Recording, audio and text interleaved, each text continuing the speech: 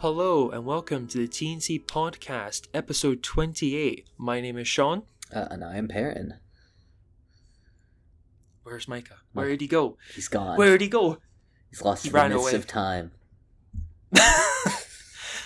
Yeah. Man, Micah's out on a journey of self-discovery or something. And so, once he's back, I'm sure he'll be a completely changed person. And he'll return to the podcast with some very profound insight for us. And, yeah. So, until then... I heard he's at DEMA actually right now. He's got some unfinished business in there. That's crazy. Man. He's visiting... Oh. Man, he's on vacation. I don't know where he's on vacation to DEMA. You know, they've got a really... He's probably doing design work for their tours and department. Would probably be fun. Yeah. I mean, someone has to. Someone's gotta. Someone's gotta do it, man. Someone's gotta do it. I don't trust them to do it themselves. Yeah, that's just gonna look depressing. Anyway, this is a podcast. It will. I mean, yeah. Is this podcast? I don't know anymore. I think we've lost track. This is not. We've already lost track. I mean, it's not a surprise. Micah's not here to stop us. This is what happens. So. Man, I love how my computer is actually losing charge while it's plugged in. I think it's because of Minecraft. Oopsie daisy. Forgot about Bro's that. Playing Minecraft or recording a podcast. It's definitely it's not that I'm playing Minecraft. It's that I leave Minecraft open. I leave the app open. I exit the server and I just leave it open. And I forget to. I think one time it said, like on Discord, you know how it says, "Oh, you've been playing this game." I think there was a point where it said, "Oh, I've been playing Minecraft for 13 days." He's just really dedicated to his server. I mean, hey, my friends and I did just start a new server, and so I'm working on my fancy little bunker, which is going well. But that's I almost have a problem. My dreams have been about Minecraft. It's man. I was gonna make a joke that those 30. It is true. I was gonna make the joke that those 13 days you're playing Minecraft, that was just you building Ori Manor or rebuilding it. Yeah, it probably was. Probably actually. That was crazy. Man. But yeah. Anyway.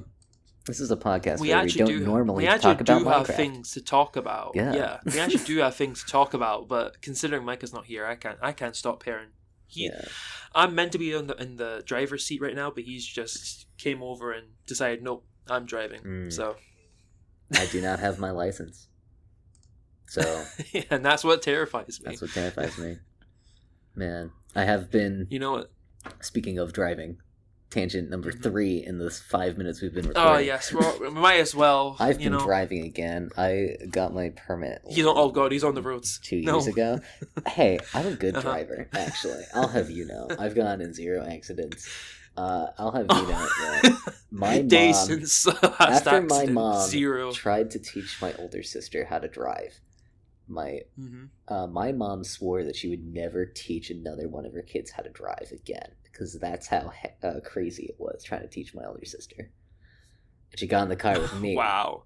Like through gritted teeth because she knew I had to learn how to drive. Perfectly fine. Who would have guessed? Amazing. I'm just simply that good of a driver.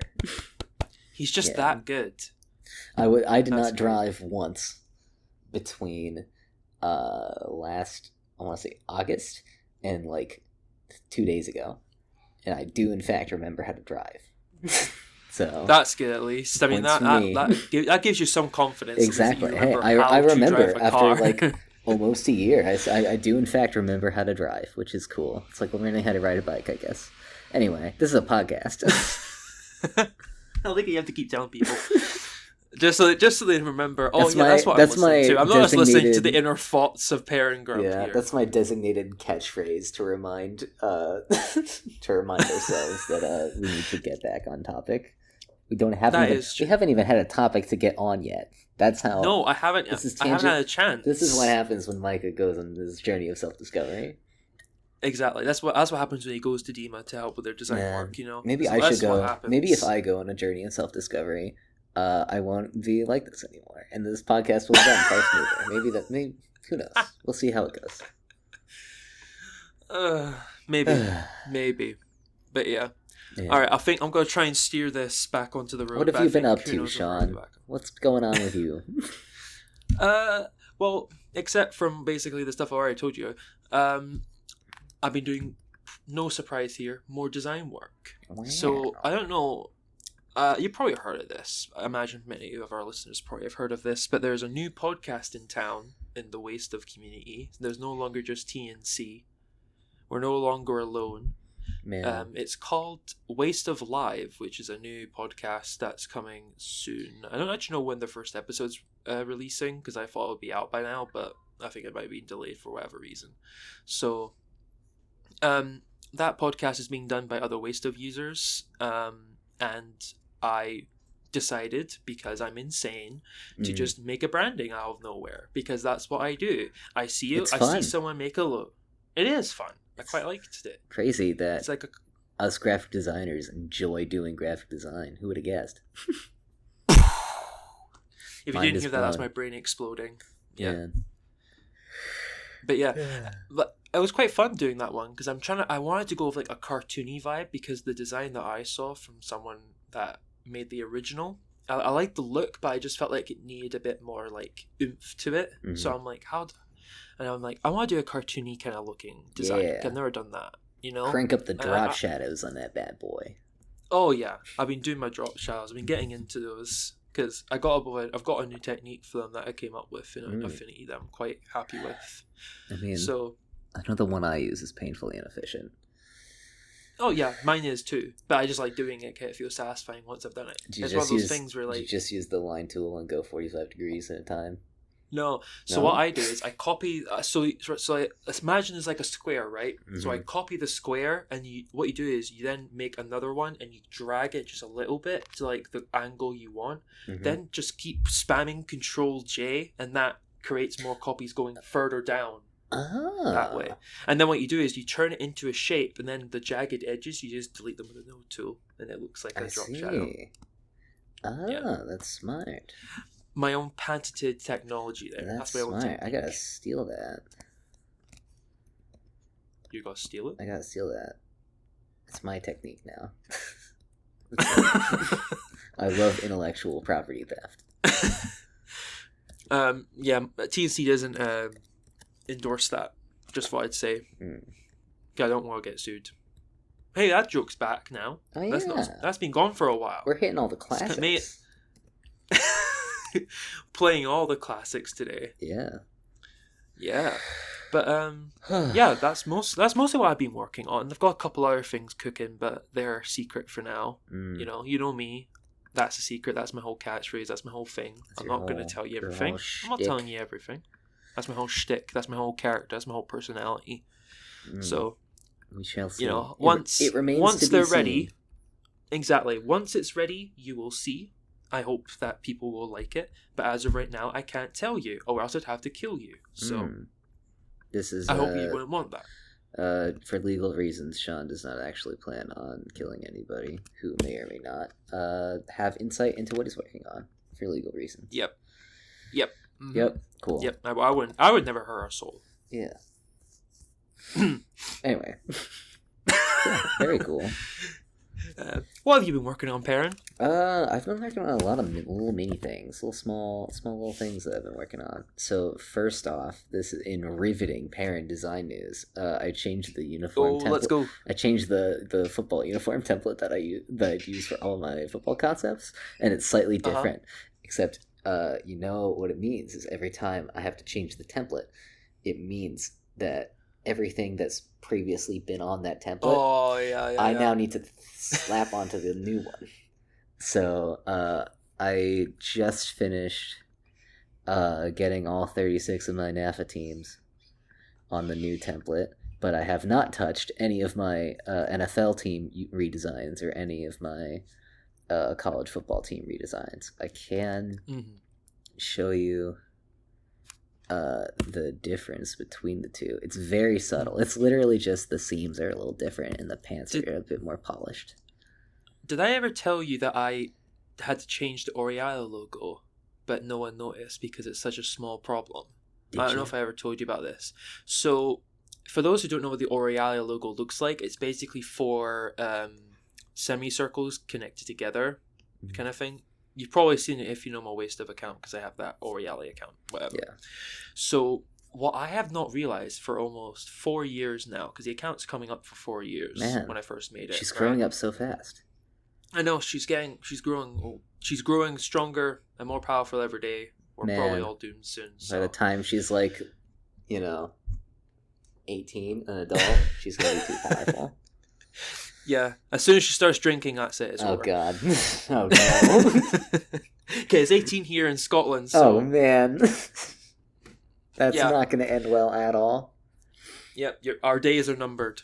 Man, so, for those who don't know the lore, Sean's alt account... Oh, God, the lore. The lore.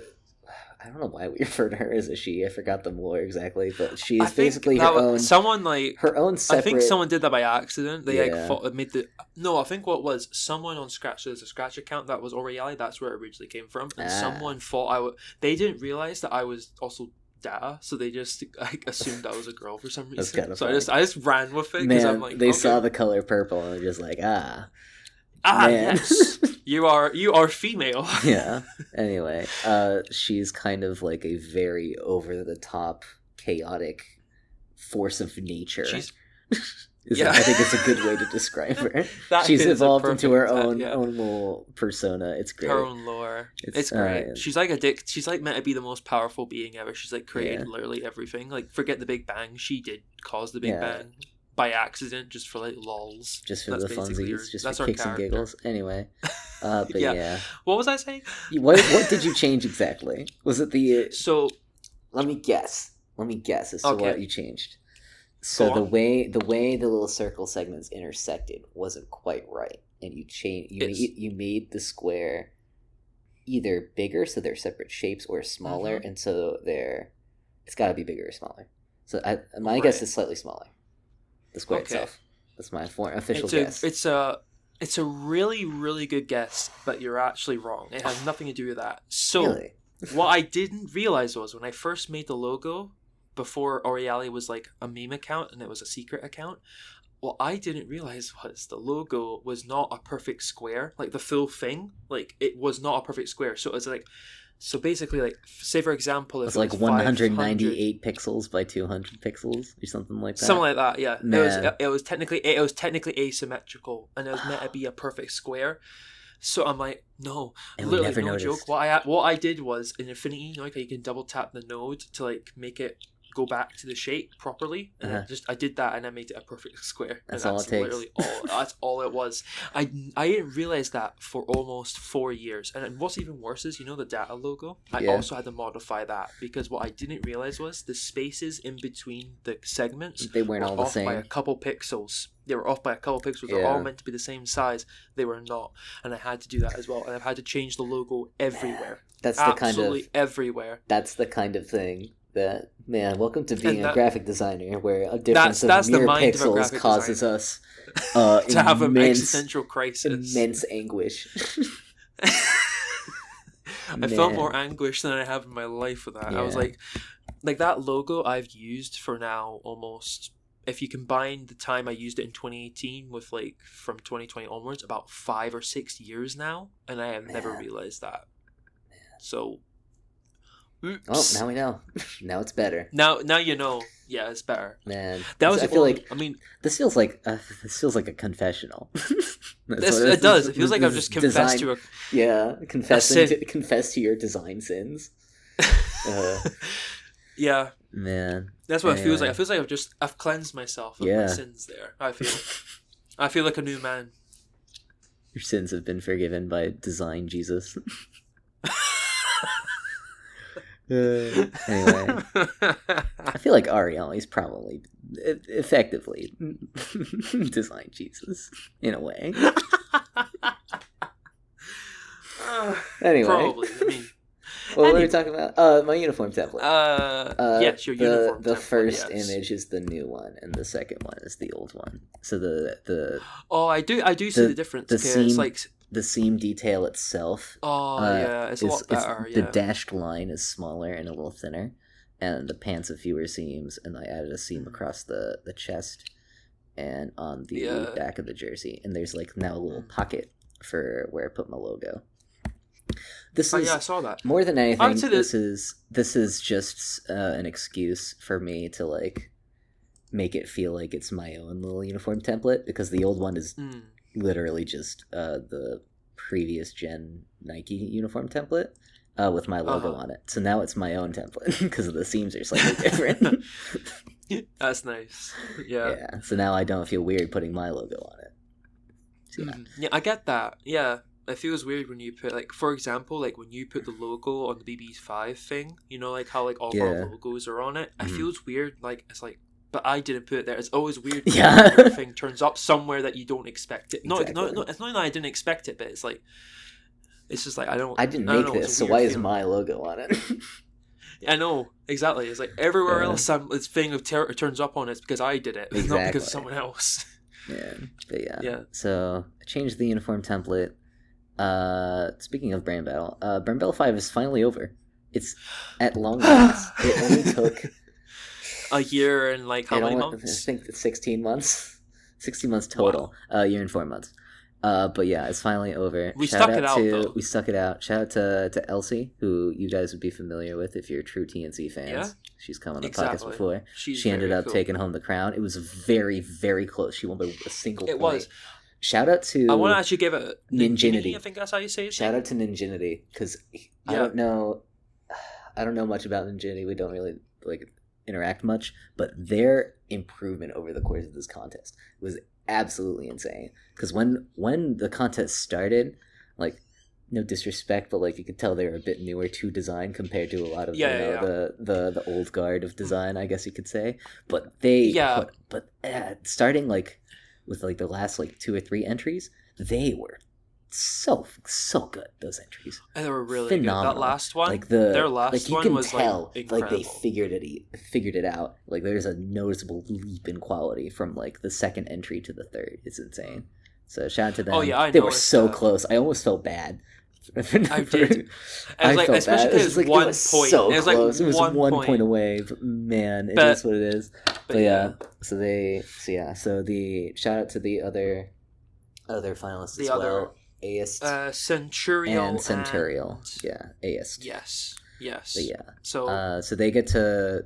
Elsie gets to host the next iteration of Brand Battle 6. I've already seen some little logo concept ideas, which is cool to see. No clue when that's gonna happen. Like actually get going, but I don't know. I'm excited.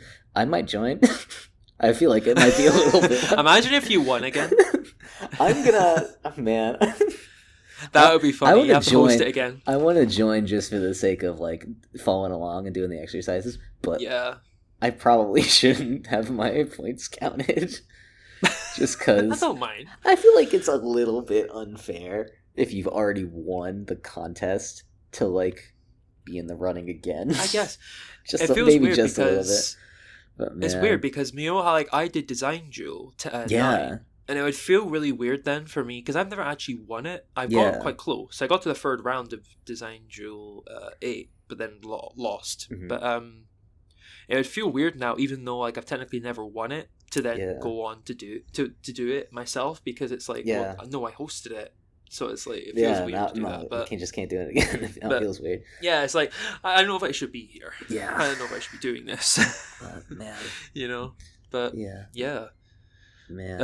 I think that was everything that you wanted to speak about, unless there's anything else you wanted to. Brand Battle is over. I'm doing a lot of like little mini miscellaneous projects right now because now that the school's out, I don't have much to do. I'm looking for a job, but I'm also like. I want to spend the summer like grinding my portfolio and my portfolio site, making things a lot cooler. I saw, speaking of Elsie, will you give it a domain name finally? Well, like probably 1 million characters long. Elsie just shared her new site, and it looks super cool. And so I kind of want to see if I can try out Framer, because Framer looks really cool. I kind of want to see how that works. So yeah, we'll see how it goes. I want to make like revamp that. I want to get back in the groove of posting on Dribbble and Instagram. I haven't posted to either in like 2 years almost. It's because I started school and the logo concepts themselves slowed down more than anything, because it takes a lot more time to develop logo ideas compared to just doing uniform concepts or whatever, or like poster designs. I've done more of those than I have logos. But yeah, I want to get back in the groove. I'm going through what's helpful about having changed my uniform template is when I was translating all of my NAFA teams over to the new one, it gave me a chance to like get back in the groove, but also like kind of rethink their entire identity while I'm there.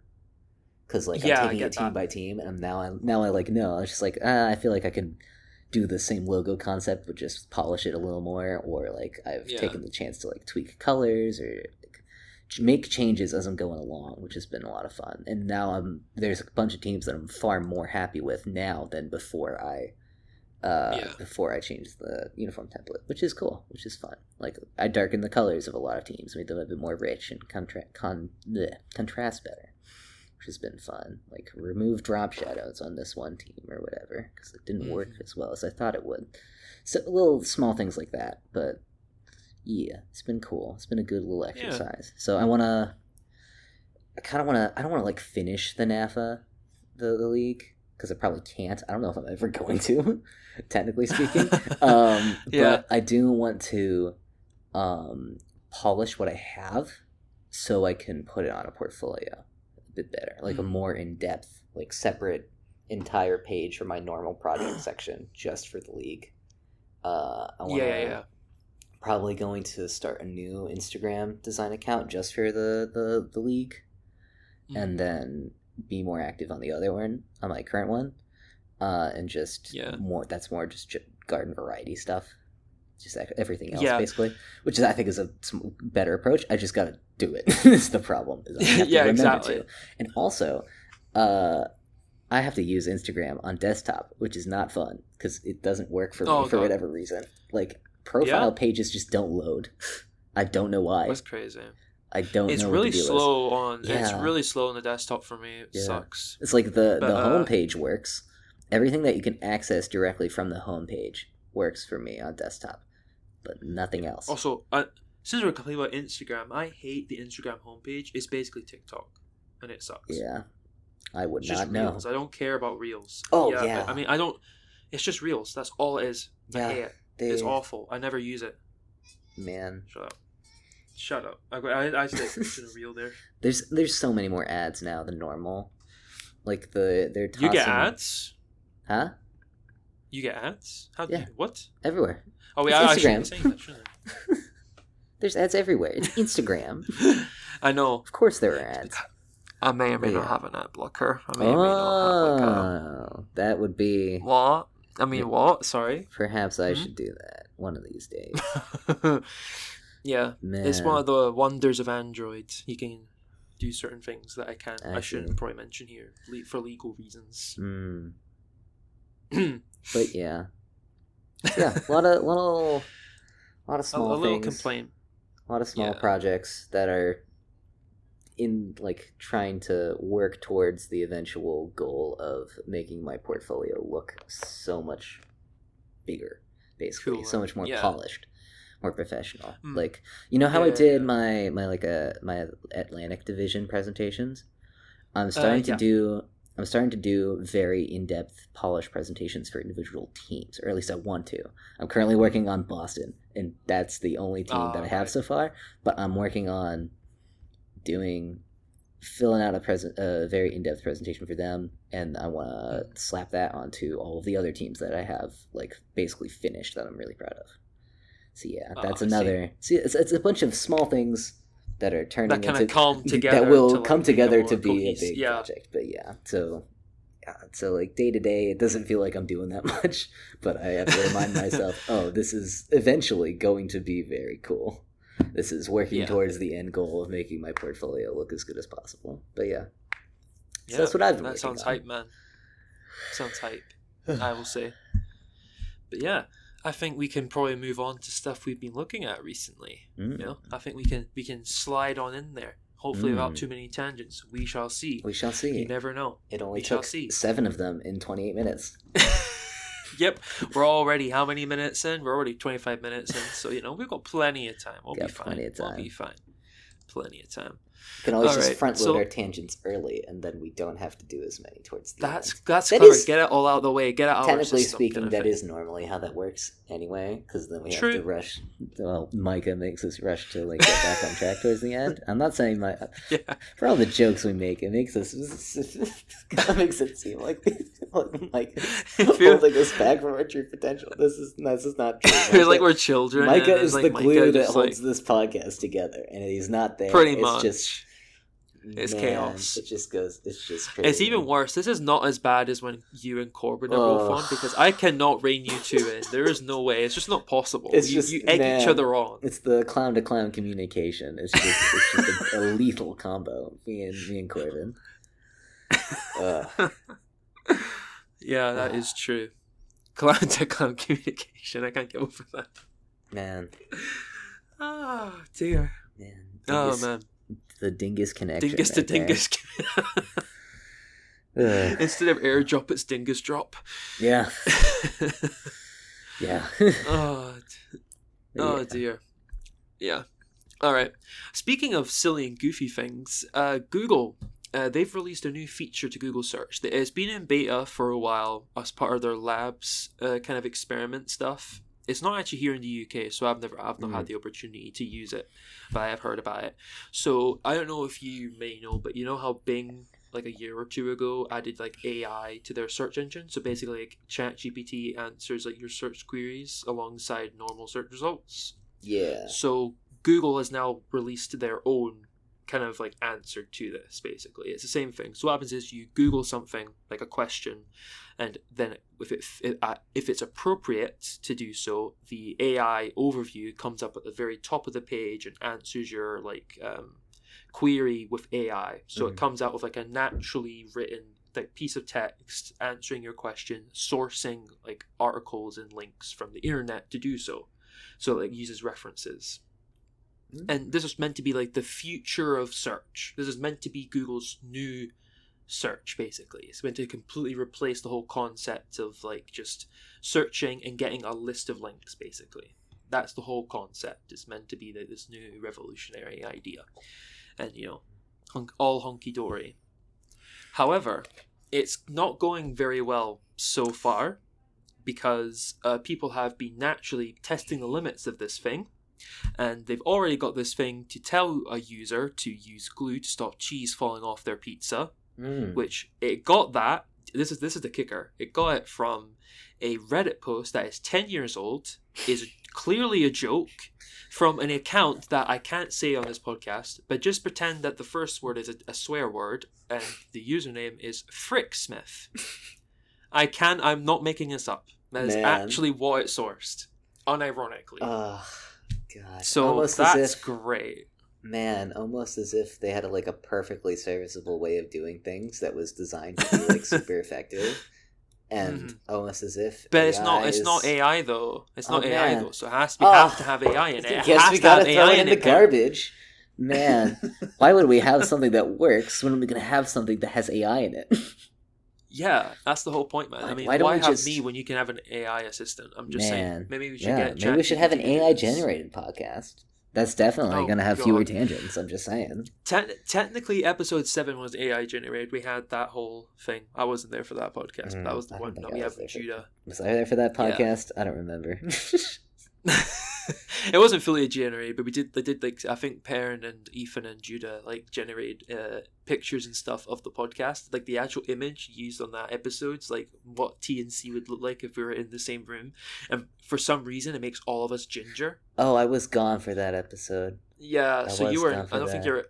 You weren't in that episode. That was before you were a host, so you weren't a guest in that one. Man, but even so, because Ethan's ginger, it must have just assumed. That hey, 2 out of 3. That's a pretty high percentage. Here. That's like 6 times the real life percentage of how many people are ginger. So logically, the AI could conclude that everyone's ginger. I guess so. Maybe AI knows something that we don't. Taking over. Man. Ed Sheeran. I blame him. That's why I blame. Man. I do know a lot of people who have like brown or black hair and they got like just a little bit of ginger in like their facial hair. They're being taken over. I've never this disease is spreading. Sean, I'm just asking, have you ever like tried to grow out like an actual beard? You never know. There could be ginger in there. Oh god. I have a couple white hairs. I don't know what I feel about that. I have a couple white hairs. I'm quite scared of that. I think how fast am I aging? Yeah. I'm speedrunning aging. Yeah. I'm on the 0%. I'm on the glitchless route. If my dad's genes are any indication, I'm gonna either go bald or turn white by the time I'm 35. So got that to look forward to. Yeah. Go look up, look forward to that on the horizon. Enjoy it while it lasts, I guess. Anyway, this is about AI. This is about AI. Just remember, this is a podcast. So we got some other great answers, by the way. So another one it gave was... it makes me laugh every time. It suggested that it was a good idea to eat one small rock a day for your health. Man. Now, it's just like the best part. It's just like cows and magnets. Yeah, exactly. Yeah. Or like, what's that animal?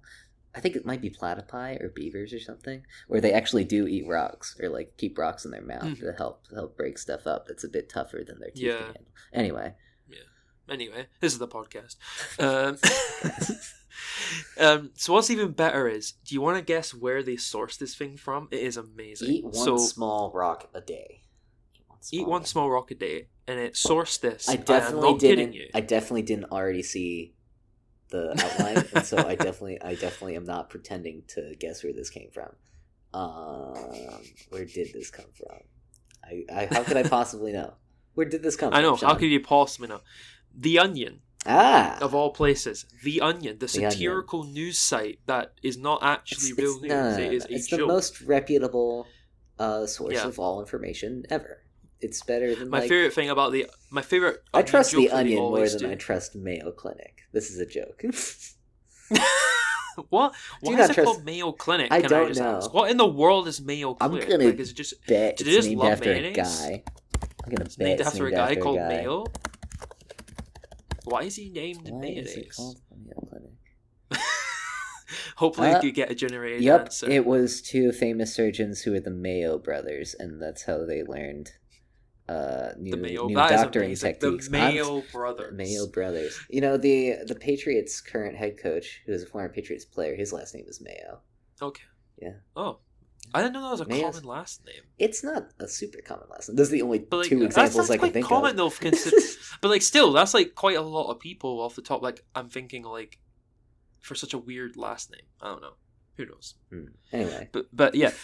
My favorite Onion joke, though, is the one they always do in a lot of their articles where they say they have a reading of 1.7 trillion or something, and they were founded in 1883 or something. It was I just love how they just so bold-faced say that. It's really funny. Yeah. But yeah, so it's again, this I love lying and spreading misinformation.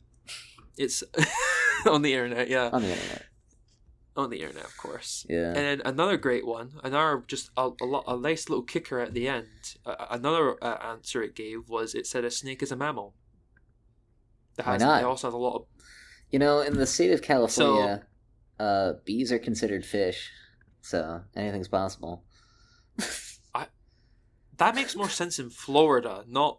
What? You see, it's because of conservation laws and stuff. Is just the way they do categorize specific species for certain kinds of protection. They voted for the sake of preserving the bee population. They put bees with the same protections as fish under the category of fish. So bees are fish now, but only in California. Only in California. Only in California. That sounds more like a Florida thing. It does. Feels like what a Florida really man does. would do. Florida man declares that just all bees based are on fish. vibes, I feel like Kansas would do that. Maybe that's just. I don't know about. I don't know. I don't want to pass judgment because I'm not American, and also I don't know what every state is like. I just know that Florida is known as kind of like a crazy place. I've seen a lot of Florida man headlines. Yeah, that's because I'm nothing but a fountain of random knowledge today. But that's because Florida has specific laws about like they have to publicize certain kinds of crime. I believe like they have to have it publicized. And so you see more Florida man articles compared to anything else. Like Florida man, Florida woman does this, and it's insane, and they get a million years of jail time. It's just because they have more. they just publish more of them. One, because they're a very large state, but also two, they have like I think they're the third most populated state. But also they just have laws about more. They need to do more publishing about stuff like that happens. Yeah. Yeah, I mean, it is entertaining. I find it entertaining, at least. So it is funny. Sometimes it's really funny. It is. There's a website. There's a website where you can Google your you put in your birthday, and it'll find a bunch of Florida man articles from your birthday. It's great. I'll need to do that. That is amazing. That is so cool. All right. So anyway, Google is obviously now in panic mode. They're scrambling to fix this problem. So they went and did two things. So firstly, they're trying to manually remove answers that are like this, which, that's great when you have to basically curate the entire system. It's almost as if that's what the old one did. Exactly. But what's even better is, as well, they've tried to kind of dampen the flames here by trying to say some of these are doctored or people are exaggerating or we couldn't replicate this. But the problem with that logic would be the AI answers differently each time it's asked. It's not something that's going to create a consistent answer. It's generative. Almost as if AIs are unpredictable and difficult to manage and don't really have any business in being implanted into a search system. Crazy, but it's the future, Perrin. It's the future. Oh, that's right. It's AI, so it's automatically. It's AI, so it's obviously good. That humane pin with the projector that you can't see outside. That's the future, man. That's the you gotta be outside. You can't see the screen, and you're gonna be you're gonna ask it a question and it won't answer. So that's the future. I think that's pretty cool. What's that Squidward meme? Future. Man, that's what I feel like when I saw this Google thing going around. It's that same episode where everything's Chrome in the future, just because it's Chrome and it looks shiny. It's just swap out Chrome for AI. Surprise! It's the same thing. Just put it everywhere. When you say on everything. When you said everything was Chrome, for some reason I thought of Google Chrome. Yeah. It's why is a Google Chrome browser everywhere in this episode? Are they sponsored? Man. I don't think Google Chrome would sponsor us when we mostly just complain about Google products and or propose talk about browsers. Imagine if the episode was about Google Chrome though. So what happens is halfway through the episode the thing crashes because it uses too much RAM up. There's no RAM up, so the episode just dies. Man. That would be poetic. That would be Hey Google, I'm hearing nothing but great ideas. Give us all your money. I worry now if when I said hey Google, I got really worried that you might have had I have a Google Home. I'm surprised it didn't activate it. I've got headphones on, so I didn't hear.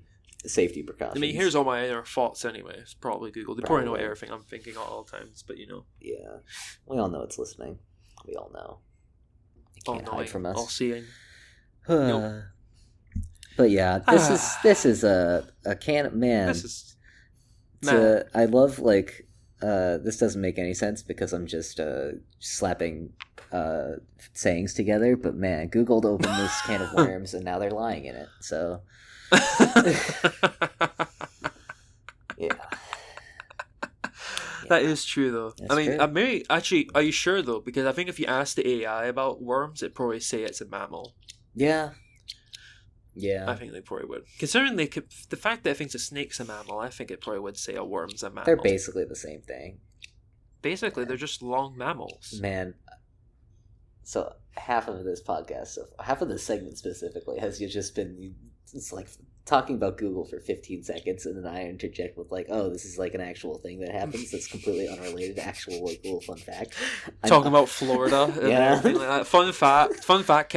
You know what? If this thing happened in real life, it happened in Kansas. I'm just saying. This is an average conversation with me. Now I know how it's like to be one of my friends in real life.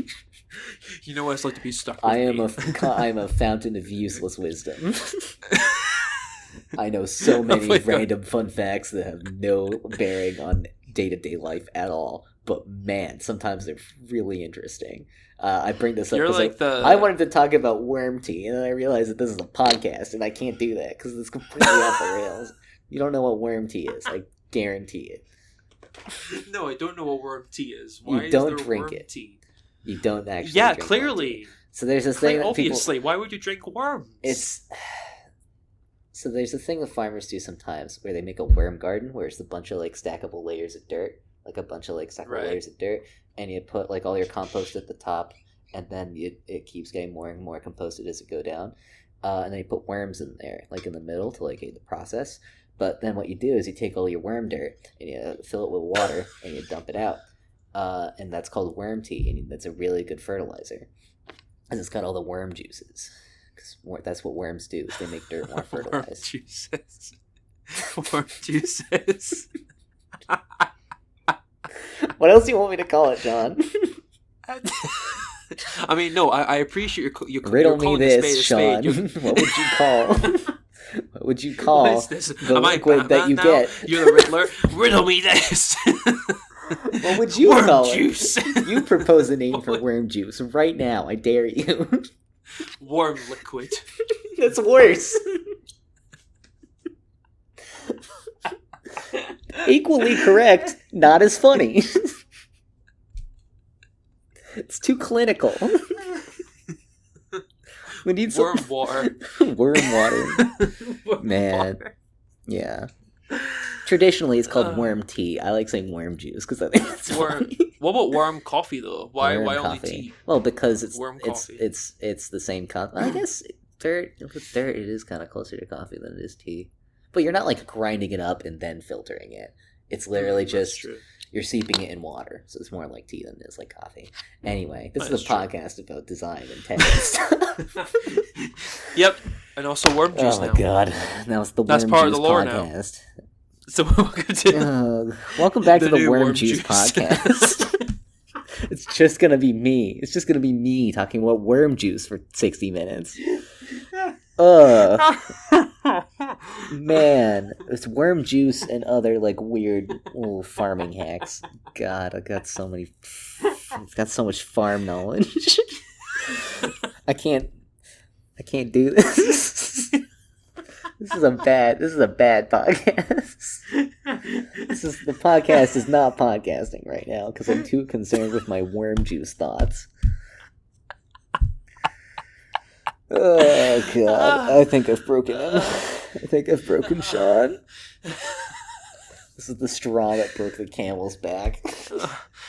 Mike is gonna listen to this episode and be like, I can never leave ever again. This is what happens when you leave. This is what happens when you're not here. Oh my god! I'm crying. Man! Oh my Just god. imagine if Corbin was on this episode. Oh, I'll be dead. I just dropped dead.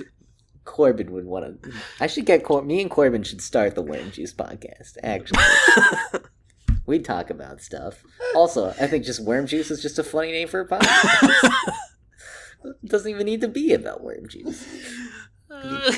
Anyway, this is the worm juice episode. I can't call it the worm juice episode. Nothing's stopping People you. Won't listen to that.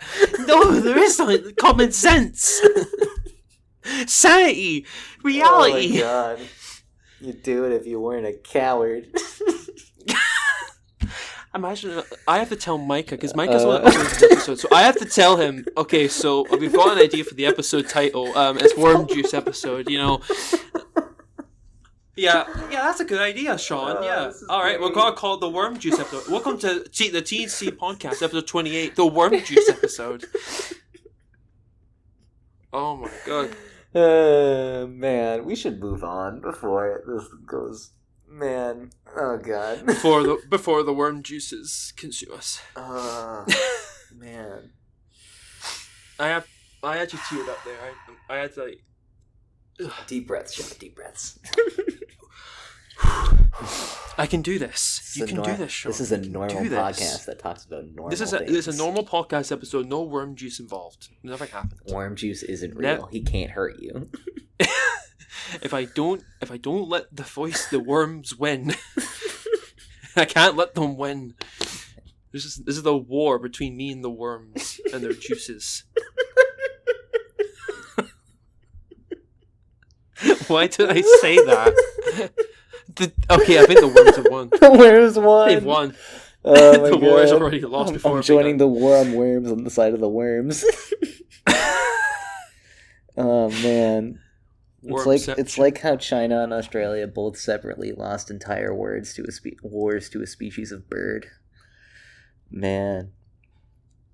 What? Oh, okay. This is the fourth tangent. Oh, okay. No! Why did I say what?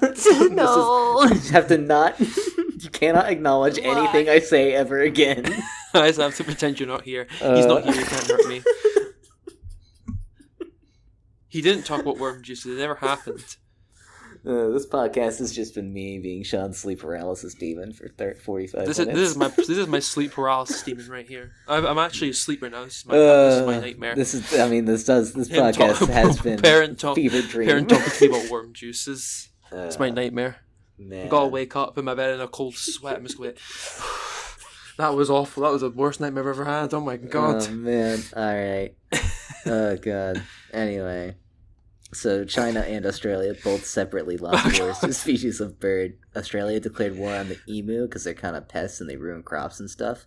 And so they spent like millions of dollars trying to hunt down and kill emu, and they only ended up killing like 2,000 of them and spent like millions of dollars, and it did not make a dent in emu population at all, and it was a massive failure, and it made the government of Australia look really stupid. Separately from that, before that, I think, Mao Zedong decided that he didn't like sparrows because he thought they were pests, and so he like encouraged Chinese citizens to just kill sparrows wherever they saw them. And so, technically speaking, if you look at the numbers, for a while it looked like they won the war on sparrows because the sparrow population was decimated and they were hunted to near extinction, except for the small problem that sparrows eat locusts. And so suddenly one of the biggest predators of the locust was no longer around. And so they immediately had a huge boom in the locust population, and that caused a famine that killed 3 million people. So yeah, those are the two different times a country has declared war on a bird and lost. This is a podcast. About worm juice. Alright, let's move on. Let's get this. I need to get this. War. I need to stop. Man, we can Alright, I did not hear about worm juice. I have not heard about bird wars. Maybe not the worm juice episode, but how about worm juice and bird warfare? That's worse. How am I meant to explain that to Micah? How am I meant to Micah knows. How am I meant to explain this?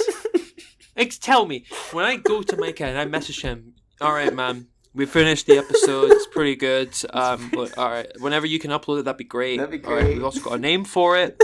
It's the worm juice and bird warfare video. You know. Yeah. That'll be a banger. I tell you. I mean, hey.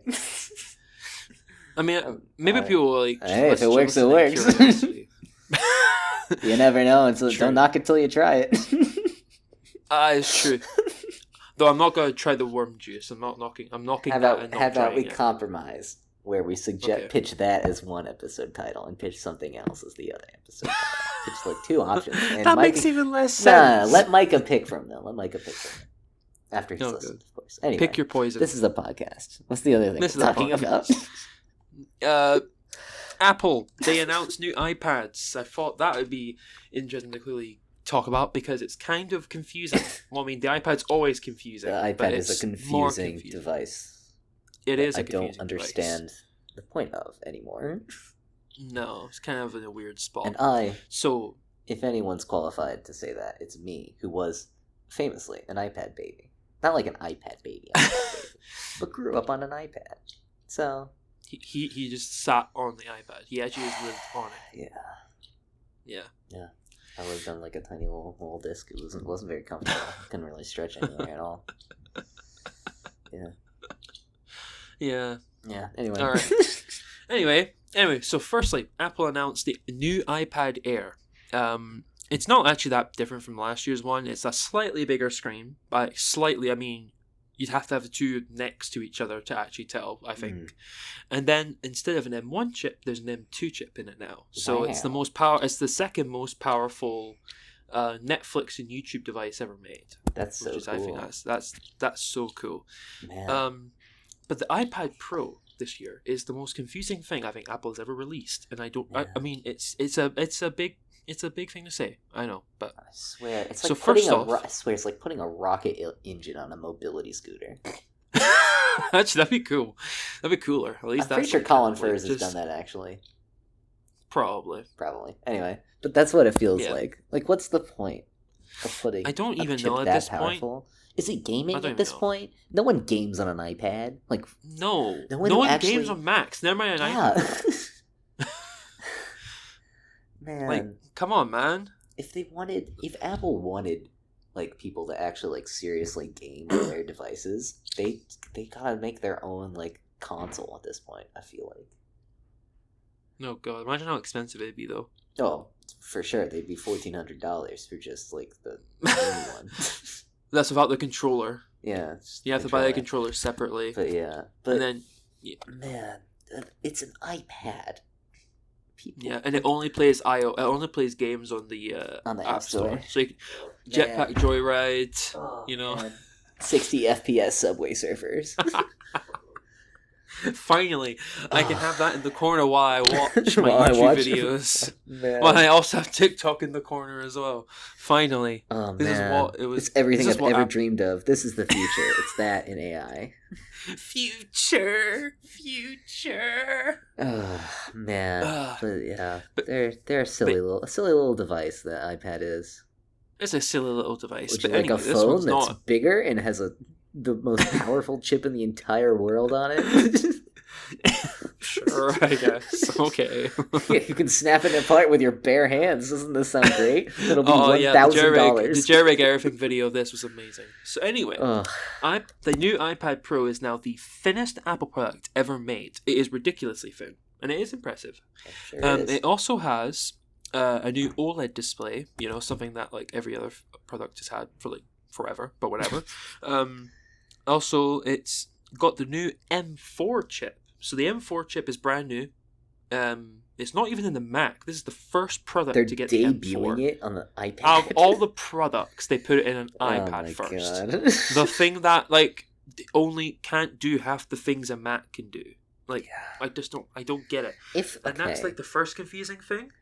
And then like it gets more confusing because like it's so thin and light that it's thinner and lighter than the iPad Pro. No, the iPad Air, sorry.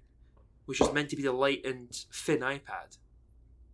What is the point of any of this? So what's the point of the iPad Air? What is the point? Okay, if we wanted a tablet that was a touchscreen but could actually like fulfill the functionality of a computer, then actually make it's called the Surface. It's called the Surface. If we wanted to make a Surface, that's what that is. If we wanted to make a Surface competitor that was actually like made by Apple, then maybe actually give it the same or similar functionality. That's actually a real middle ground between iOS and macOS instead of just something that's just iOS with a file storage system. Basically. Like, it's a really simple solution here. Allow the iPad to run Mac apps. Exactly. Not, don't put Mac OS on it. Put Mac apps on it. Allow you to run full-fledged so Mac apps. Because right now, it can't. All it runs is iPad apps. It's just a glorified iPhone with a jet engine on it. It's man, it serves... I've got... Is this bit... hello? Oh, man.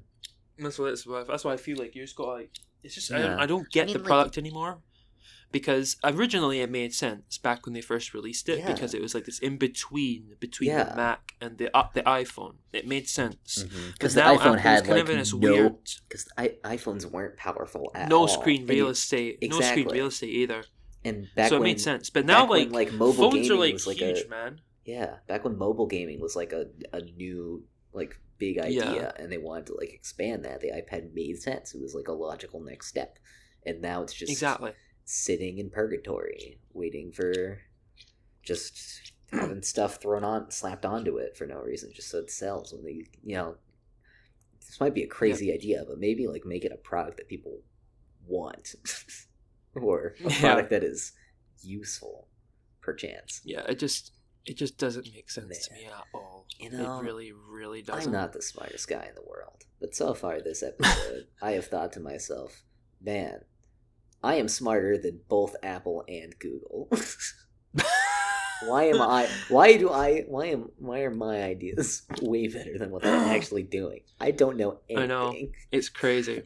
Oh, I go on insane. A podcast and talk about worm juice. I'm not the sharpest tool in the shed. That's an All-Star vs. Smash Mouth reference. I make All-Star vs. Smash Mouth references. Why am I smarter than the most expensive company in the entire world? Yeah, I have a meme account that I pretend to be a girl and also like a god that controls everything. Like, I shouldn't be having better ideas than Apple. That just shouldn't be happening. Also, what's even funnier was like during the keynote, people were like thinking that like they're gonna finally add a calculator app. And they didn't. So it doesn't even have a calculator. They didn't. It doesn't have a calculator still. Oh my god! This thing is a million times more powerful than the actual calculators that they used. Actually, I don't even know if like real calculators were invented when they sent like people to the moon. This thing is a million times more powerful. And it doesn't even have a calculator on it. I know, it's crazy. So I actually have a tablet here. It's a Samsung one. And you're not going to believe this, Perrin. You're just going to blow your mind. Look at this. It's a calculator. It's beautiful. It actually is I know. And notice that. This is the greatest innovation. This is the greatest innovation. Look at this innovation. Like, it's crazy. Oh my. If for people who can't see, I'm doing the pog face, not the one where it's like pointing behind them, going, oh. Like, man. Yeah, exactly. That's what I'm doing right now, pointing at this tablet with a calculator app built in. It's crazy. Like, I don't know how it's still how they can't figure it out. Every other companies figured it out, and not just that. You know how long it took them to add a weather app? It like took them up until like 2 years ago. That's how is it taking you that long to figure out how to make a weather app that looks good on the iPad? It is like, come on, it's insane. Like, what are you doing? What are you doing? What are you busy doing? Making HomePods? I don't know. Like, what are you doing? Man, it's such a confusing thing. Also, we really do live in a society. We really do. You want to know how I got these scars? You want to know how I got that iPad? Man. Yeah.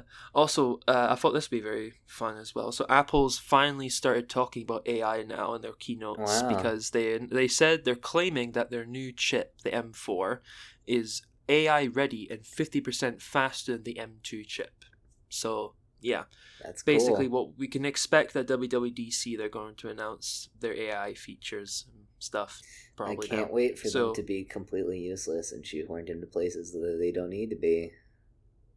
Yeah, that'd be really cool. Maybe it can AI generate an iPad calculator app. Yeah, that'd be cool. Really funny. That would be really funny. Alexa, generate me an iPad calculator app. That would be pretty funny. Alexa, generate me worm juice. Oh my god. We should probably move on. We probably should. I thought we're meant to have Micah on, so we were really probably going to talk about this for longer, but I think for now we're just going to kind of briefly touch on it as like a first impressions kind of thing. But the new 21 Pilots album, Clancy, is out. We've been talking about it virtually every episode pretty much because like a single came out virtually every single time that we recorded the last couple months. Yep. But now the album is here. Also, it's like the one band that we all really like. Pretty much. I mean, except for maybe like Tame Impala. But I don't know if Mike actually listens to Tame Impala. I don't know if Mike is a huge Tame Impala enjoyer. I mean, I know in theory, but I've never heard him actually like discuss Tame Impala and like. That is true. It is what it is. Anyway, it's good. Anyway, yeah, it's a good album. Yeah, it is. It's a good album. It's quite funny because it's a good album. It's not necessarily what I wanted. But I agree on that. But it is good. Yes. And that's what I was really hoping. That's what I wanted. I didn't actually care what it was. I just wanted it to be good. Because after Scale and Icy, which was really mediocre, I think we all wanted Trench 2. And we did not get Trench 2. And I think a lot of people are very upset about that.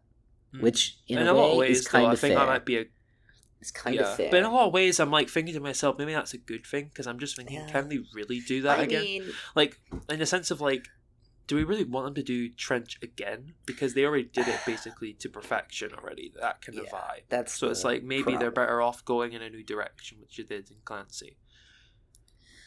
Yeah. You know? I mean, I think what I wanted from this album was the same like singular focus on the on themes. Like like a more like unified in sound and theme. Like Clancy I think was. what and Trench I did not did get right. that.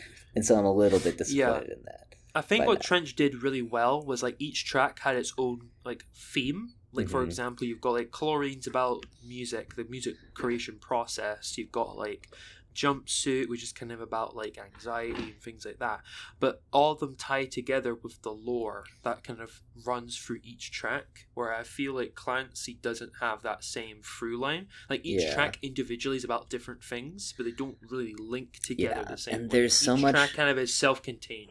Yeah, and there's so much variety in terms of sound that it doesn't feel it's a bit like Whiplash. Cohesive. Yeah, it's not nearly to the same extent as like Blurry Face, because at least Blurry Face is like crazy. I re-listened to it again today because I wanted to compare the two specifically because Blurry Face is a mess. Like there are songs on it, they're on their own for the most part pretty good.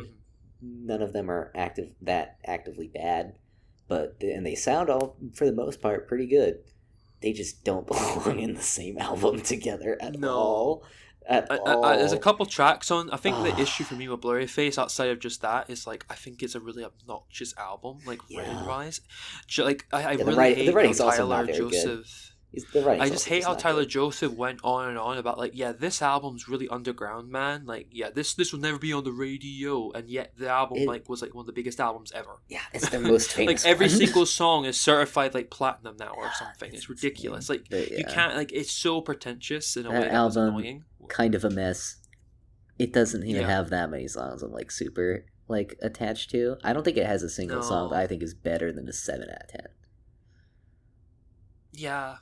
I hate to say it, but I think the only song that I would like keep from that album, like, I think the only thing I'd want to keep from that album would probably be Goner. Yeah, Goner's pretty good. I did notice when I listened to it today, like the vocals on Goner, like the production on the vocals is very like it feels like he's screaming into the microphone, and the studio setup was not able to account for the level at which he is screaming into the microphone. Like, it's not like, just that. Like you can tell it's like topping out a little bit. It's like getting crunchy. Yeah. I think what happened was he was probably like when he does the whispery part before the scream, like the "Don't let me be gone" thing. It's probably like he was like this far away from the mic, and then when he said the last time, screaming, like, "Don't let me be," it's like right up in the mic, virtually eating the mic, like it's like oh. Yeah, but man, Blurry Face is a mess of an album, and in a lot of ways. 5 out of 10. And then Trench came in, like Trench swooped in and went, okay, let me fix basically every single problem this thing created, let's do that album, and like resolve it. Actually good. Every single individual minute problem that you could possibly have with this album, except we fix all of it. And surprise, it's really good. It's such a good album. Yeah, man. And then Scale and Icy kind of went, hey, just like what if we were pop musicians again? Hello. The only thing good about Trench, it's. So I'm just thinking like, hello, I'm Scale and Icy. That if I had to personify the album Scale and Icy with like a fictional character, it would be Skipper from Pirates of Madagascar. where he's trying so desperately to prove himself, but like, dude, my brother in Christ, you're just kind of sad. You're just kind of pathetic. Guys, I have redecorate on me. I have redecorate. What about No Chances? Oh man, No Chances. I don't even like No Chances that much. No Chances feels like it should be on Blurryface. I think the only reason No Chances is good is because everything else on it is quite painfully mid. I think that's the only reason. Yeah, that's the kind of thing that kind of helps those songs. Is like they are on one of their weakest albums. That's really what helps it. But yeah, like I say, if you put No Chances on Clancy or even like Trench, they get floored by both those albums. They get cleared very easily. Like I don't like No Chance. There are songs on Blurryface I like more than No Chances. Maybe it's just me. Anyway, we're talking about Clancy. We're already on a tangent. Yeah, Clancy. Yes, it's good. I like it. I'd give it a solid 8 out of 10. It has songs I don't especially like. It has problems that I wish could be fixed, but it is at the end of the day good music. I do like it. Yes. It's a little bit... that's what all I was wanting, really. It's a little bit too scattershot for my taste. I think there are songs that drop the ball in terms of their songwriting, like the lyrics being super well written. I feel like there are themes that could have been explored better than they were in actual songs. However, it's still good. The highs are very high. They're... Overcompensate so good. Overcompensate is so good. Next semester, phenomenal. Vignette, phenomenal. Snap Back. So a lot of people don't like Snap Back. Maybe it's just me. That's crazy to me. I love Snap Back, dude. If I had to name one song that I would like not want on that album, I think the 2 tracks I would not want on that album would be Oldie Station and probably like maybe Lavish. I just don't really get Lavish. I think the issue for Lavish is not even that it's a bad song. It's just that it doesn't fit. It just doesn't fit at all in any capacity. It's just kind of out there. It's not the worst. I think some of the lyrics are really stupid and just kind of out there. God, but like, what's that proctologist line? What in the world is that? I've seen one interpretation of it. Your proctologist with your hands on your shoulder while you're bottomless. I've seen an interpretation of it that I think is pretty spot on, but I cannot say it on the podcast. Oh god, yeah. Yeah. Anyway, I think I'm getting where you're going with that. Yeah, but yeah, it's such a weird song in terms of his writing. I do think, but I will say one thing. I can kind of see where it's going for it because I think it is to a certain extent poking fun at itself for being like, man. I think it's meant to be. So it's cool. Clear. It's about it's like if Lane Boy was self-aware. I feel like basically that's the vibe I think it's trying to go for. It doesn't quite work for me, but I can kind of see where it's coming from now. Lane Boy. I need a Lame Boy. Oh my god, that lyric about like I wasn't raised in the hood. It's like, oh my god, please shut up, stop. What are you doing? Like that's what Blurryface is to me. Like half the time my hands in my heads and just my head's in my hands, just going like, what are you doing? Who let him cook? Oh, why is this man yapping? Why is he fluent in Japanese? Stop. But, that's what I felt like listening to that track and a lot of stuff. Like, meanwhile, Clancy, at least for the most of the time, I don't cringe at it, which is like there great. There are two songs. It's Lavish. I cringe at just a little bit, but it's growing on me a tiny bit. Like now that I can see where it's coming from, I can like okay, it's still a little it's still cheesy, and I think the flow isn't very good. But anyway. I don't like Oldie Station very much at all. I just think it's just too on the nose. It sounds like a Disney Channel original song. Oh god, Bounce Man, that song. Yeah, it's just ridiculous. I don't know what they were. Again, that's another track that made me just think, what were you thinking? Anyway, what was what's going on in your head when you were thinking about that track? You know what song has grown on me? I think more than any other song on the album. Midwest Indigo has shot up from like one of my. It was lower. It was like fourth or fifth least favorite on the album. It's shooting up. It's close to the top 5 for me. I think like after Paladin Straight, there's like a little bit of a drop off in terms of quality, in terms of like how I'd rank them. But I think Midwest Indigo is creeping up. It feels it's because I realize that it feels like a Vessel song to me. The way that the synths kind of work. It feels vessel-y to me. The synths are very vessel coded. Yeah, I think I've been like taking like my time with each song and like trying to like see how it compares to other albums like sonically, and I think it fit in really well with Vessel. I think the reason I like Vignette so much is because it kind of feels like if Aircatcher was good. From self-titled. True, yeah. really makes me want to hear them a remaster remaster self-titled. Man, because honestly, there were some. I will say that there was one thing that is really good, well-written songs on self-titled, and they're held back so much by vocals and poor production. Birds. Okay, Isle of Flightless Birds is just bad. That song sucks so bad. The Pantaloon is kind of sucky. The Pantaloon, oh my god. The title, the song itself, everything's just so wrong with that song. But anyway, like, I think the one consistent thing throughout Clancy that I think kind of proves a lot is Paul Meany. He's just an insane producer. Fantastic. He makes this album because one thing that he did that Scaled and Icy removed was he made Josh Dun more prominent. Exactly. Like the drumming on this thing is way more bombastic and just energetic, whereas on Scaled and Icy, like when you listen to Shy Away, the drums are just so restrained. It feels like he's being held back. Whereas like on Midwest Indigo, he's going crazy. Or like on Navigating, the drums are just so kind of present, and I think that's even in Snapback. They weren't using Josh Dun to his best visibility. Yeah. Even on Snapback, here they were.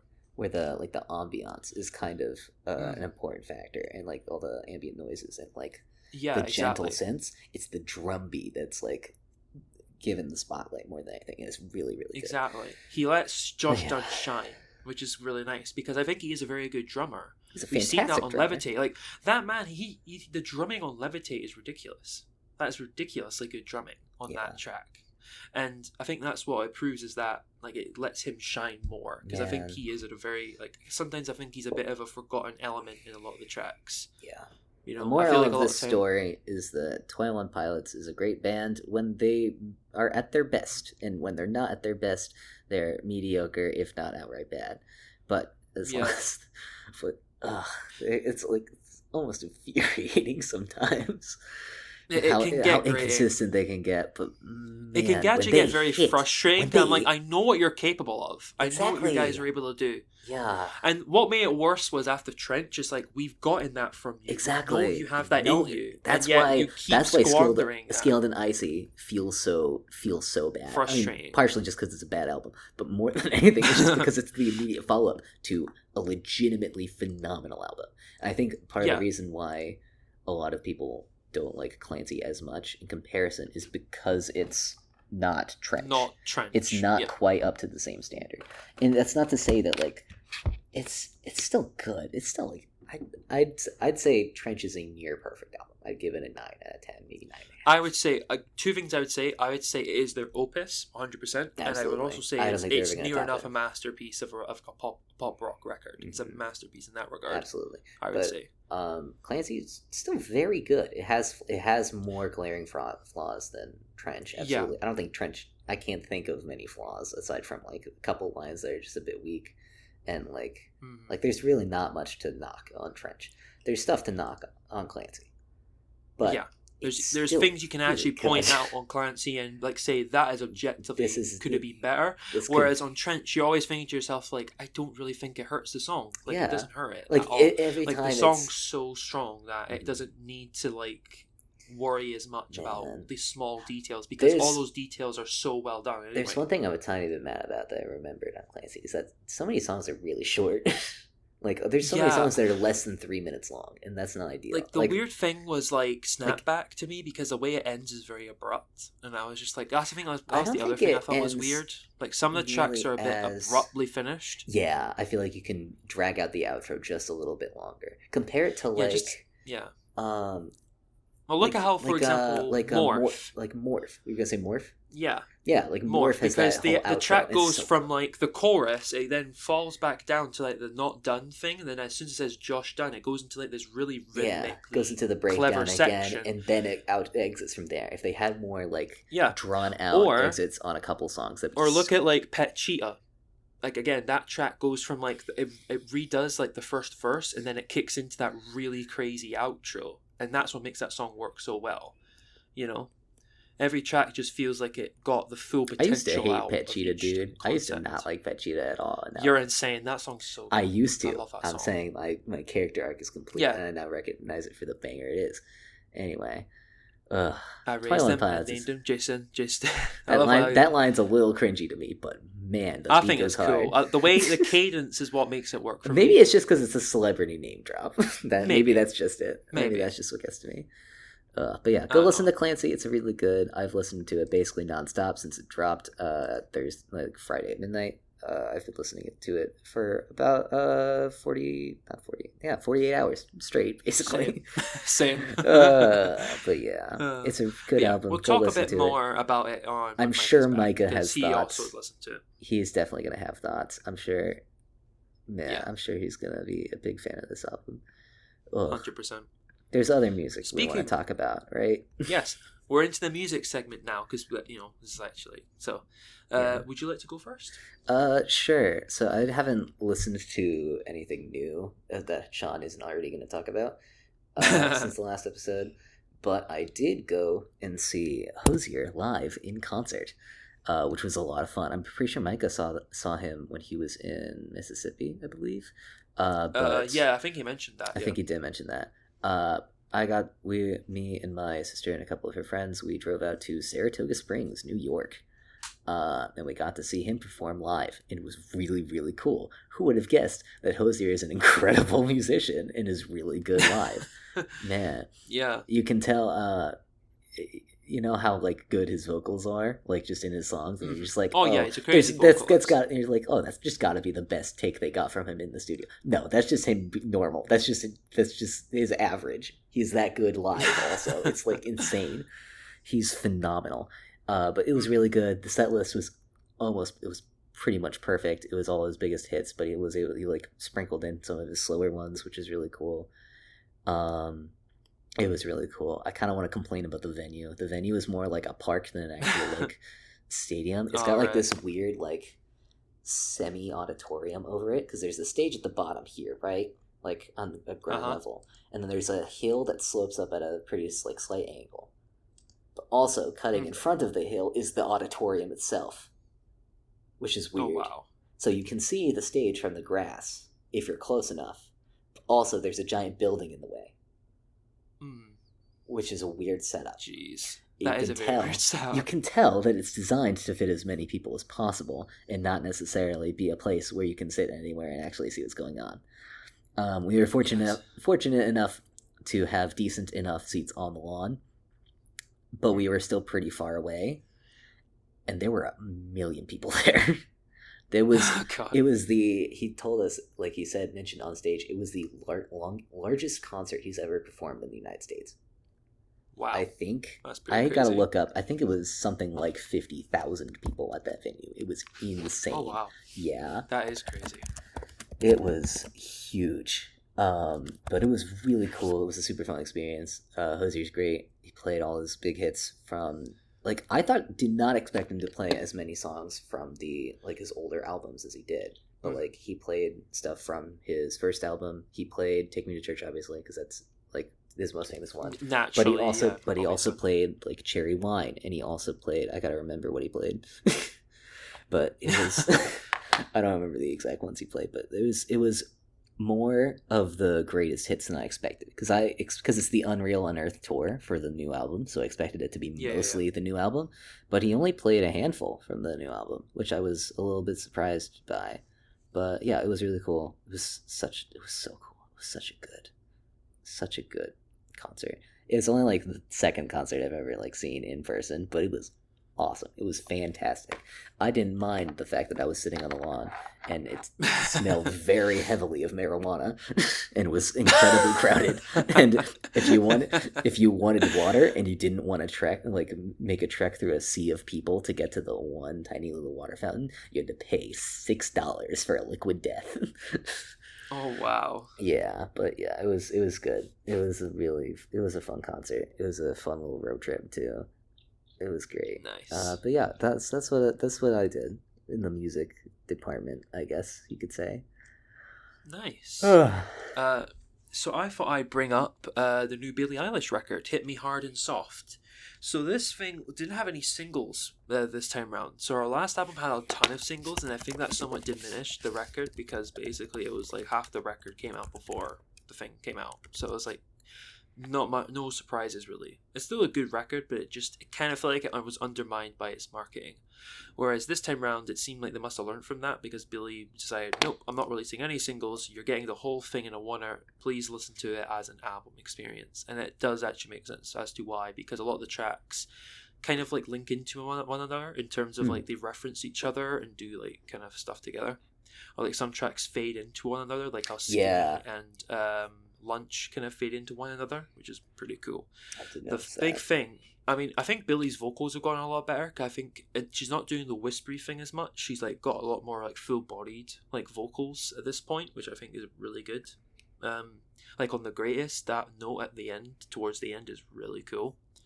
But one thing I want to shout out is her brother Phineas, who produces this thing, because he is an insane producer. He's fantastic. The sound of this record is so good, because what I love about it, it's still catchy and like memorable, but it's like really inventive. I thought it still felt like homemade. It didn't feel like it still felt like it was just one guy who was just vibing. Like you can tell, like it was just like her and him. You could tell it was just those two that did it, but also it didn't sound like it was cheap either. Exactly, like it felt really well done. It was really super polished. For someone who, but not polished to an extent where it's corporate. I guess that's not like the best way to say it. It didn't feel corporate. It didn't feel like it's poppy. Like it still felt inventive. If you want to make original. a comparison, let's take, say for example, Taylor Swift and Jack Antonoff on the newest record, right? It's only it was basically just those two made that record, but the issue was simply like they polished that thing so much that there's virtually nothing left of like intrigue, whereas here it's the opposite. It's so interesting, like the production is so inventive and unique and clever, and then Billy's vocals are also really interesting, and I think some of the stuff she talks about on the record is also really interesting, you know. And I wouldn't think usually Billy's like writing, I don't think it's bad, but it's something that doesn't usually appeal to me. It's not usually written for me. But I think this time round on this record, I thought it was quite interesting at a lot of points, you know, and just really fun. Like Lunch is just a fun song to listen to. It feels like, in terms of production, it feels like early Jack Antonoff at his best. Yeah, that's what I thought too, actually. A little bit in terms of production, more like Strange Desire Bleachers compared to like Taylor Swift Bleachers, because for whatever reason. For whatever reason, Jack Antonoff is incapable of being an inventive and good producer when he's working with Taylor Swift. It's crazy because like it's just like his production has become so easy to like recognize because it's so generic now. Because it's whenever like he's working with those soft beeping, he's working with like, anyone else, it's really good. He's really good for some reason. It's like the record he did with the 1975 is like their best record. Yeah, it's crazy how basically everyone else he works with. He did half of Florence and the Machine's newest album, and that's really good. Like it sounds fantastic. Exactly. It's just Jack Antonoff is like 21 Pilots in that regard, where I know what he's capable of, and so it's so super infuriating. Same with Taylor Swift as well, honestly. I think like she's done some good albums like Folklore and Evermore, but then she just squanders that talent on what she did recently. I think she's done what I like to call the Illumination effect. As in like Illumination, the movie studio, where it's gonna sell make a quadrillion dollars regardless. So you don't need to try anymore. You can just do whatever. That's what I kind of felt like, and it was frustrating because her fan base is gonna defend it regardless, and it's gonna get reviews. I know that. And it's not like what's reviews so great. And I think that's what made Billy's record more interesting, like more exciting to me. Because she's a huge pop musician, and she doesn't have anything to lose at this point. Like, I mean, she does. She has everything to lose, technically speaking. But like, you can tell like this is music she cares about, and it feels really, really like it sounds fantastic. Really, really good album. It sounds amazing. I gotta listen to it again because. Quite frankly, I should have been paying more attention to when I was listening to it, because I remember liking it, but I was doing something else and I wasn't like super paying attention. Yeah, but I love what I heard. Like, there's some. What I loved about it was it took a lot of her older sounds as well and did them better, like as well. Like for example, the Diner sounds like a song that would come off her debut, but it's done way better here. And for example, like a track like The Greatest takes the sound that she was doing on Happier Than Ever and does it better. Like it took a lot of her sounds, reinvented them, and did them better, and then also added its own sound on top of that kept it fresh. Yeah. And I really appreciate this because I feel like a lot of pop albums I've heard this year have been really mediocre. Like I didn't really like the Ariana Grande record this year. I didn't really care for the Dua Lipa album, which I was really hoping would be good because Tame Impala was producing a lot of it, and it just didn't work out. It was boring. It was boring. Best, Dua Lipa's very, very solid pop musician. Extremely good. Like her, like Future Nostalgia album is so catchy and infectious, and then that new record was boring. It's just plain boring. And Ariana Grande at her best could be extremely catchy and good too, but this record was boring and generic and just felt like she was retreading the same stuff again. Whereas I feel like Billie's at least it's like she's moving forward. She's not staying in the same place, you know. That's you can tell. I feel like that's how you can tell a musician actually cares about what they're doing and actually just is getting better and is like a good artist. Is that they are able to recognize what's good about what they've made so far and expand on it and continue to expand on it. Man. Exactly. Yeah. But this record was really good, and even if you're like skeptical, I know a lot of people when they hear Billie Eilish, they kind of like roll their eyes because of her perception. A lot of people think she's like emo or cringe or whatever, but honestly, I just think this is a good record. Simply put, I don't care who made it; it's just a really good album, and I think people should give it a go, even if you think you won't like it, because I think it is genuinely a really good album. I would not have otherwise thought to listen to this album because I don't care. I don't really care, especially for Billie Eilish's music up to this point. Yeah, same. It's fine. It's okay. It's fine. It's not something I would have actively listened to, and then I heard, oh, this is getting really good reviews, and I liked the one like little snippet that I heard of it, and so I gave it a try. And surprise, really good album. Who would have guessed? Yeah. I love how Bittersweet plays the notes that then immediately get picked up by Blue. It's so clever. Yeah, that was really cool. Man, such a good album. I gotta listen to it again. We've had such good music the last couple of weeks, man. We got this album, then we got Clancy. It's been great. We got the Vampire Weekend album. That was early May. That was great. Not early May, early Glass Beach. Glass Beach in January. I also really liked Claudecca's new mixtape. It's been crazy. The music really industry is crazy right now because at the same time, there's never been more good stuff, but there's also never so much been more garbage. Stuff. And I think it's just the two like standards for what is actually like, because like you have the radio, you have what gets played on the radio is all the exact same song. Yo, this song will never be on the radio. The same 4 songs are on the radio, and I don't mean that like it's the same 4 track listings. I mean it's a million songs, but they all sound it's the same 4 things over and over and over again, rinsed and repeated by different artists. It's not good. I don't like it. And then there's music artists who actually care and make stuff that sounds good and is interesting and isn't just a cash grab. It's great. Love it when that happens. I love not being a cash grab. I say as I actively asked Google to sponsor us earlier in this episode. Just pretend we didn't say that. Yeah, just like the worm If we juice. pretend it didn't happen. Exactly, the worm juice never happened. Never happened. All right. I think we should probably try to wrap this up now, considering this got out of hand pretty quick. I'll be honest, this got really crazy, really fast. We saved it in the end once we got going about music. Clancy saved us in the end, so yeah. But yeah, well, I don't know how I meant to end this one because I mean this is probably the strangest episode we've done in a long while. But yeah, I think I'm ready to do that. So. Thank you for listening. If you made it this far, if you made it through the worm juice, you made it through the worm juice, on the other side. Yeah. If you would like to find us on our platforms, that's bio.link/TNC. You can find me at SeanJW.com, Micah at MicahLinley.com, and Perrin, I can't remember your episode. URL It's an episode by episode tradition for Sean to make fun of my URL. It's it's Perrin-designs.myportfolio.com, I believe. Amazing. Let me double check that. I'm pretty sure that's yeah, that's what it is. I'm so smart. I remember my own domain name. Hopefully in a few episodes it'll be a better one. But hopefully. We'll see. I'm how sure it goes. Micah will make sure that happens. So. But yeah, we'll see how things go. Yeah. I might be posting on Instagram and Dribble soonish, so you can find me on both places. I think Instagram is Perrin.designs and Dribble is just Perrin Designs. I'm thinking of switching it up, actually. I might go switch it to Designs by Perrin. I'm considering. I know it's like a massive shift.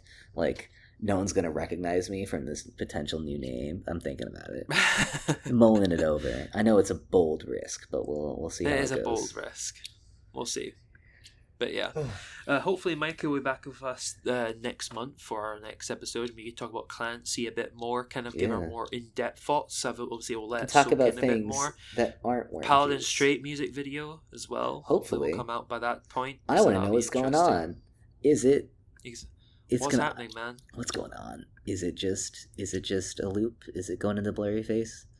Is that it, or is there more to this? Who knows? We'll find out in the next episode. I kind of really hope it doesn't just loop straight back into Blurryface, because it's not like a super complete. Well, first, I don't have to listen to Blurryface again. I don't have to. I listened to it today, and I'm like, there's not enough lore here for this to make that much sense. This is not worth my time. Exactly. It's just because we didn't really start with the lore. Anyway, we're ending the episode. No, exactly. Let's not. We are ending the episode. I'm going to end the episode where Perrin links it or not. My name is Sean. I'm Perrin. And thank you for listening. Farewell. Bye.